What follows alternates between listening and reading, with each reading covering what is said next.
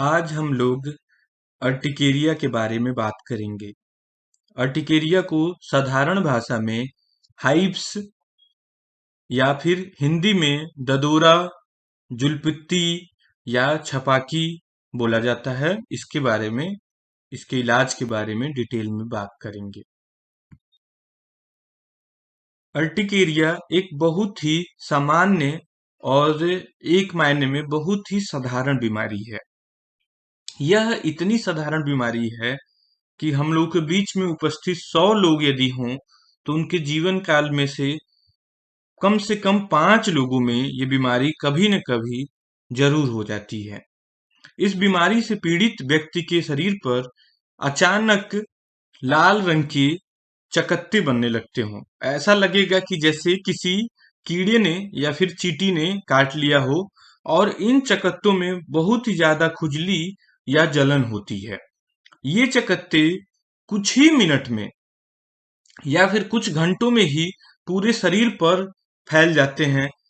और अधिकांश मरीजों में, विशेष करके जिनकी बीमारी पुरानी है, तो उनसे आप ये पूछेंगे तो ये हिस्ट्री में मिलेगा कि वो जब भी सेट्रिजिन या फिर एविल की गोली ले लेते हैं तो उनको 1 से 2 घंटों में काफी आराम भी आ जाता है, मतलब कि ये चकत्ते खत्म भी हो जाते हैं। कभी कभी इस परेशानी में आंखों और होठों पर भी सूजन आ जाती है। आंखों और होठों की सूजन अधिकांश केसेस में 1 से 2 दिन में ठीक होती है।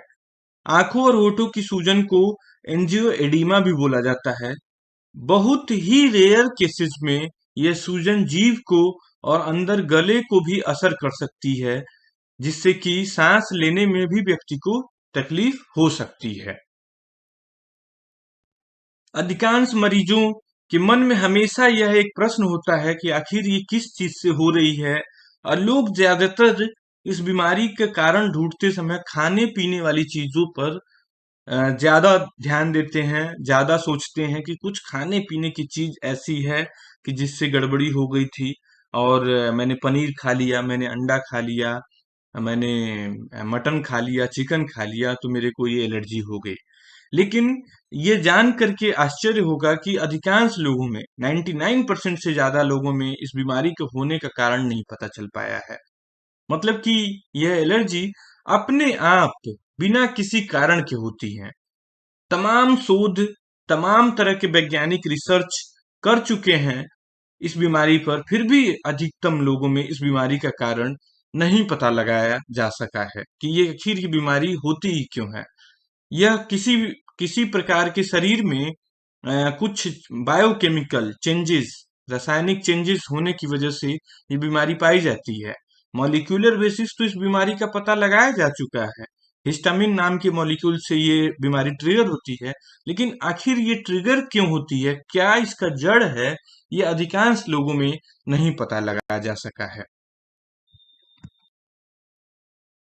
बहुत ही थोड़े, मतलब 1% केस में ही यह एलर्जी खून की कमी से, मतलब शरीर में खून की मात्रा कम हो तो उससे पैदा हो सकती है, जिसे स्पेशली सिड्रोपेनिक अर्टिकेरिया का नाम दिया जाता है। कुछ केसेस में पेट में जो कीड़े होते हैं, जैसे टेप वर्म, स्कैरिस, इस तरह के कीड़े ज्यादा हो जाने की वजह से भी कभी कभी ये एलर्जी ट्रिगर होती पाई गई है। इसी तरह से कुछ केसेस में एसिडिटी या गैस बनने की समस्या, या फिर एक विशेष प्रकार की बैक्टीरिया जैसे हेलिकोबैक्टर पाइलोराई, जो कि एसिड बनाती है स्टमक में, उसके इन्फेक्शन से, और बहुत थोड़े लोगों में खाने पीने वाली चीजों से भी ये एलर्जी ट्रिगर होते हुए देखी गई है। खाने पीने वाली चीजों में से जो सबसे कॉमनली देखा गया है कि जिससे कुछ लोगों को अर्टिकेरिया या एंजियोएडिमा ट्रिगर होते हुए देखा गया, तो उनमें से प्रमुख पदार्थ जैसे अंडा है, मटर है, बादाम है, वॉलनट्स हैं, मतलब कि अखरोट, इसी तरह के अदर ड्राई फ्रूट्स भी कभी कभी पाए गए हैं अर्टिकेरिया को पैदा करने में। इसी प्रकार जो हिस्टामिन रिच फूड्स होते हैं। हिस्टामिन जो होता है वही मॉलिक्यूल होता है अर्टिकेरिया के लीजन को ट्रिगर करने के लिए, पैदा करने के लिए। तो जो कुछ वैज्ञानिक शोधों में हिस्टामिन रिच फूड्स को देखा गया है कि वो इस बीमारी को बढ़ा देते हैं, जैसे कि ड्राई फ्रूट्स, काजू, बादाम, अखरोट, सिट्रस फ्रूट्स, खट्टे फल जैसे संतरा, मौसमी, नींबू पानी, आंवला, कीवी, कीनू, अ, चाय, ब्लैक टी, ग्रीन टी, इसके अलावा फल जैसे कि केला, सब्जियां जैसे कि टमाटर, बीन्स, पपीता, बैंगन, पालक, ये सभी फल हिस्टामिन रिच फूड्स हैं। कुछ शोधों में ये पाया गया है कि हिस्टामिन रिच फूड्स लेने से ये परेशानी बढ़ सकती है। हालांकि इसके सख्त वैज्ञानिक प्रमाण अभी भी मिसिंग है, मतलब कि बहुत ही अच्छे से इसके कारण को पता नहीं लगाया जा सका है। अक्सर मरीज के मन में यह प्रश्न होता है कि क्या कोई एलर्जी टेस्ट ऐसा नहीं बना है या खून का कोई टेस्ट ऐसा नहीं बना है कि जिससे हम पता कर लें कि आखिर किस चीज से एलर्जी हो रही है, क्या इसका कारण है। तो साधारण भाषा में इसका उत्तर जो है वो ना ही है। जितने भी एलर्जी टेस्ट बने हैं जैसे कि स्किन प्रिक टेस्ट या फिर खून में एलर्जी टेस्ट, इनका साधारणतः कोई उपयोगिता नहीं पाई गई है। बाजार में जो उपस्थित एलर्जी के टेस्ट हैं वो काफी महंगे हैं। 6,000 7,000 खर्च करने के बाद भी एलर्जी टेस्ट की उपयोगिता सिर्फ पैसे की बर्बादी के रूप में पाई गई है और कुछ भी नहीं है। इवन साधारण व्यक्ति में ये जो एलर्जी टेस्ट उपलब्ध है बाजार में, साधारण व्यक्ति में जिनमें किसी प्रकार का अर्टिकेरिया का लीजन या फिर ददोरा जुलपित्ती के निशान नहीं है, उनमें भी ये एलर्जी के टेस्ट पॉजिटिव पाए गए हैं काफी संख्या में, जिसकी कोई उपयोगिता नहीं है। उसी तरह से जैसे आप ये टेस्ट कराएंगे तो आपको 50-100 में से 10-20 चीजें पॉजिटिव आ जाएंगी, और उन चीजों का यदि आप सख्त रूप से परहेज भी करें तो भी देखा गया है कि व्यक्ति अर्टिकेरिया के लीजन डेवलप किए जा रहा है। मतलब कि इन टेस्ट का किसी प्रकार का कोई खास उपयोगिता नहीं पाई गई है। फिर ये प्रश्न उठता है कि आखिर खाने पीने वाली चीजें जितनी भी हैं उनकी एलर्जी को कैसे पता लगाया जाए कि कौन सी चीज है जो रिएक्ट कर रही है। तो सबसे महत्वपूर्ण चीज ये है कि बहुत ही थोड़े लोगों में खाने पीने वाली चीजों से एलर्जी होती है, और यह एलर्जी अधिकांश केसेस में बहुत ही तेज होती है। मतलब कि एलर्जी आधे घंटे से अधिकतम 6 घंटे तक, बहुत ही कभी कभी और लंबा ले सकती है, लेकिन अधिकतम केसेस में आधे घंटे से लेके 6 घंटे तक में ही ये एलर्जी पैदा हो सकती है। कोई भी चीज जिससे आप एलर्जी सस्पेक्ट कर रहे हैं कि फला चीज से एलर्जी हो रही है, तो उसको जैसे आपने खाया उसके आधे घंटे से लेके 6 घंटे के अंदर एलर्जी पैदा हो जाती है। अब इसे ऐसे समझ सकते हैं कि मान लीजिए आपको ऐसा प्रतीत हुआ कि आप जब भी अंडा खाते हैं तो आपको एलर्जी होती है। तो ऐसे केस में आप जब भी अंडा लेंगे तो हर बार एलर्जी आधे घंटे से लेकर के 6 घंटे के अंदर पैदा हो जाएगी, या कभी कभी 10 घंटे या एक दिन भी।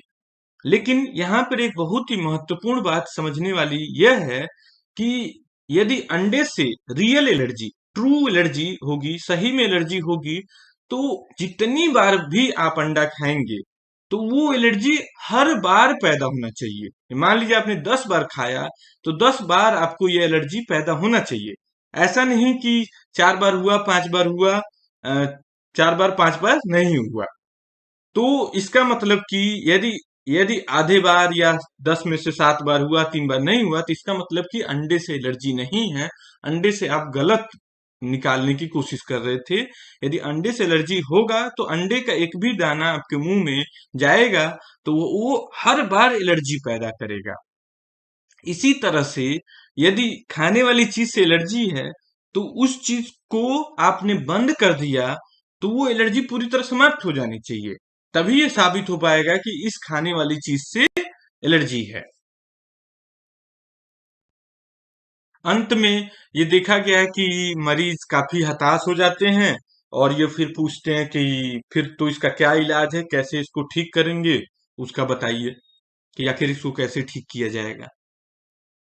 तो बिल्कुल घबराने वाली बात नहीं है।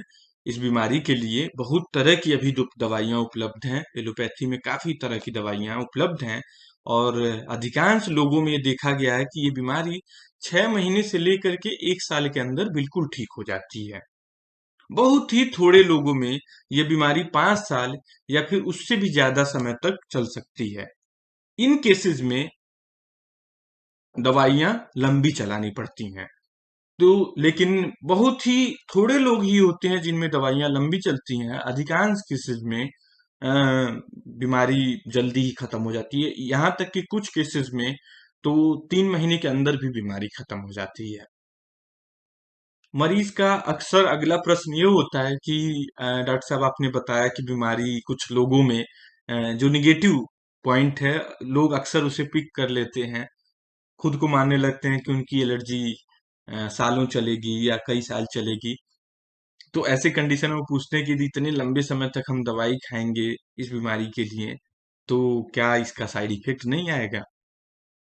तो यहाँ पर समझने वाली बात ये है कि इस बीमारी के उपचार के लिए सबसे ज्यादा जो दवाइयाँ इस्तेमाल होती हैं वो एंटीहिस्टामिन्स ग्रुप की दवाइयाँ इस्तेमाल होती हैं, जैसे कि लीवोसेट्रिजिन, सेट्रिजिन, बिलास्टिन, डेस्लोरेटिडिन, रूपाटेडिन, ये सब फेक्सोफेनेडिन, ये सब दवाइयाँ जो होती हैं ये बहुत सामान्यतः इस बीमारी के उपचार में इलाज की जाती हैं। और ये बीमारियाँ ये जो दवाइयाँ हैं ये सबसे सुरक्षित ग्रुप की दवाइयों में से पाई जाती है।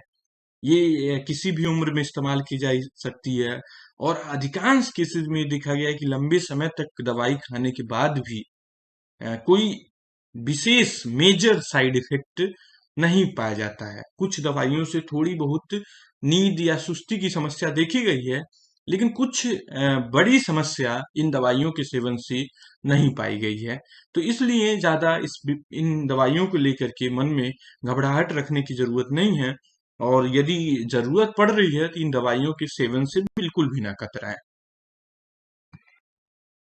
यदि किसी व्यक्ति की एलर्जी बहुत तेज है और वो जो साधारण एंटीहिस्टामिन्स ग्रुप की दवाइयों से कंट्रोल नहीं हो पा रहा है, तो उस कंडीशन में थोड़ी मजबूत दवाइयाँ जैसे इम्यूनोसप्रेसेंट्स भी चलाने पड़ते हैं। इम्यूनोसप्रेसेंट्स में प्राइमरली मेथोट्रेक्सेट, साइक्लोफॉस्फामाइड, साइक्लोस्पोरिन, एजाथायोप्रिन या फिर माइक्रोफिनोलेट मोफेटिल नाम की दवाई इस्तेमाल की जाती है। इन दवाइयों से कभी-कभी साइड इफेक्ट देखा गया है और ये साइड इफेक्ट कभी-कभी परेशान करने वाले भी होते हैं, जैसे कि जो वाइटल ऑर्गन है, लीवर या किडनी, इन पे कुछ मरीजों में असर देखा गया है। अब ऐसे में मरीज के अंदर घबराहट आ जाती है कि ऐसी दवाइयाँ क्यों इस्तेमाल की जाएं। इन्हें इस्तेमाल करनी पड़ती है कुछ जटिल केसेस में, लेकिन इनसे भी बिल्कुल घबराने की जरूरत नहीं है, क्योंकि इन दवाइयों के भी साइड इफेक्ट प्रेडिक्टेबल हैं और बहुत ही कम लोगों में होते हैं। और यदि आप चिकित्सक के बताए अनुसार, नियमानुसार आप खून की जांच कराते हैं, तो जो इनसे होने वाली फ्यूचर में होने वाली असामान्य अनकॉमन साइड इफेक्ट्स हैं, उनसे भी आप बच सकते हैं। ऐसा इसलिए होता है क्योंकि खून में जो इन मेडिसिन की वजह से रासायनिक चेंज होते हैं, वो पहले ही होने लगते हैं किसी भी प्रकार के लक्षण आने के। जैसे मेथोट्रेक्सेट या एजाथायोप्रिन की वजह से लीवर पे असर पड़ सकता है, लेकिन लीवर के जो एंजाइम्स होते हैं, एसजीओटी, एसजीपीटी या फिर सीरम बिलिरुबिन, ये सीरम में पहले ही बढ़ने लगते हैं किसी व्यक्ति को पीलिया इत्यादि के लक्षण आने से पहले ही। तो ये चिकित्सक आपका अच्छे से समझ लेता है और दवाई को पहले ही बदल देता है, यदि दुर्भाग्यवश आप वही पेशेंट हैं जिनमें इन मरीज के साइड इफेक्ट आ रहा है। वैसे तो अधिकांश मरीजों में इन दवाइयों का साइड इफेक्ट नहीं पाया जाता है, लेकिन सेफ्टी के लिए आपका चिकित्सक रिकमेंड करेगा कि आप टेस्ट करवा लें, नियमित टेस्ट करवा लें, जिससे बाई चांस यदि कोई साइड इफेक्ट आ भी रही हो तो उससे पहले ही दवाई को रोक दिया जाए और उससे बचाव किया जा सके। कभी कभी इस बीमारी में ये देखा गया है कि एलर्जी साधारण दवाइयों या फिर जो तेज दवाइयां हैं जैसे इम्यूनोसप्रेसेंट, उनसे कंट्रोल्ड है और कंट्रोल रहा मरीज का 2 महीने 3 महीने और अचानक से बीमारी बढ़ गई। तो ऐसे में मरीज अक्सर घबरा जाते हैं कि ऐसा क्या था कि मतलब आप दवाई चला रहे थे, खा रहे थे, सब कुछ ठीक चल रहा था, फिर भी अचानक से बीमारी बढ़ गई। लेकिन ऐसे में भी घबराने की बात नहीं है, क्योंकि इस बीमारी में ऐसा होना कोई असामान्य घटना नहीं है। बीमारी साधारण तरीके से एंटीहिस्टामिन्स जैसे कि लिवोसिट्राजिन, बिलास्टिन, इन दवाइयों पे कंट्रोल थी और अचानक से बढ़ गई। ऐसा हो सकता है। ऐसी स्थिति में बिल्कुल भी घबराना नहीं है। एलर्जी का अपने आप घटना या फिर बढ़ना दोनों ही बहुत सामान्य बात है। बहुत ज्यादा परेशानी हो तो इमरजेंसी में एविल और हाइड्रोकॉर्ट का इंजेक्शन लगवाया जा सकता है, और आप अपने चिकित्सक से तुरंत मिलें। इस कंडीशन में दवाइयों के डोज को कम या ज्यादा कर सकता है आपका चिकित्सक, आपकी परेशानी की सीवियरिटी के आधार पर। लेकिन बिल्कुल भी घबराए नहीं, इसे कंट्रोल किया जा सकता है। एविल और हाइड्रोकार्ट का इंजेक्शन अपने घर पर भी रखा जा सकता है। जैसे जिन मरीजों में अचानक जीभ में या गले में सूजन आने लगे या फिर सांस लेने में दिक्कत होने लगे, तो उस कंडीशन में एविल या हाइड्रोकार्ट का इंजेक्शन लगवा करके काफी केसेस में आराम पाया जा सकता है। साथ ही कुछ केसेस में एडिनालिन नामक लाइफ सेविंग दवाई की भी जरूरत पड़ सकती है। लेकिन एडिनालिन अक्सर आईसीयू सेटअप में यूज किया जाता है। हालांकि एक एक्सपर्ट चिकित्सक साधारण सेटिंग में भी यूज कर सकता है। तो थोड़ी भी प्रॉब्लम हो सांस की तो तुरंत इमरजेंसी में जाएं और डॉक्टर से मिलें, वो आपका तुरंत ध्यान रखेगा।